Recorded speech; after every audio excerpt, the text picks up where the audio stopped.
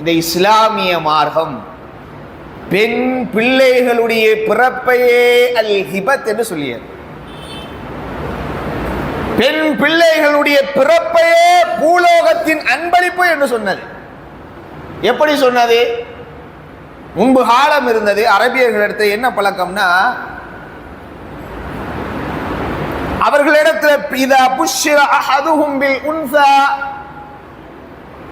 பெண் பிள்ளைகளை கொண்டு சிலர்களுக்கு நாம் சுபசோதனம் கொடுத்தா, நற்செய்தி கொடுத்தா, வல்ல வஜ்ஹுஹும் முஸ்வத்தன், அவர்கள் தலை குனிந்தவர்களா சமுதாயத்துக்கு மத்தியில் உலா வருவார்கள். ஏன்னா கேவலம் பெண் பிள்ளை பிறந்துட்டு, ஐயோ இன்னைக்கு கூட நம்முடைய கலாச்சாரத்தில் இருக்கிற முதல் பிள்ளை ஆம்பளை பிள்ளையா வரணும்னு நான் துவா செய்கிறேன். அப்போ பொம்பளை பிள்ளையா இருந்தால் என்ன செய்வாப்பா? முதல் பிள்ளை ஆம்பளை பிள்ளையா வர்றதுக்கு நான் துவா செய்கிறேன். பொம்பளை பிள்ளை வரக்கூடாதா முதல் பிள்ளையா? ஒரு நிறைய பேருடைய வழக்கமாக இது இருக்கு. இந்த துவாவில் இப்படி ஒரு பங்கு இருக்கு.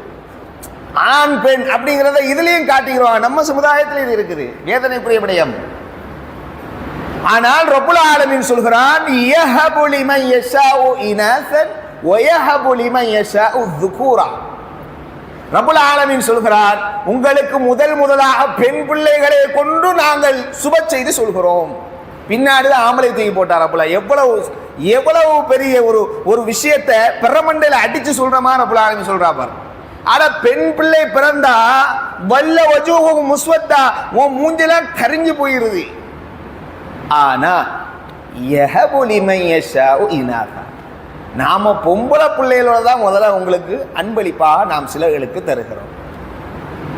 பிறப்பையே அன்பளிப்பு என்று சொல்லியது.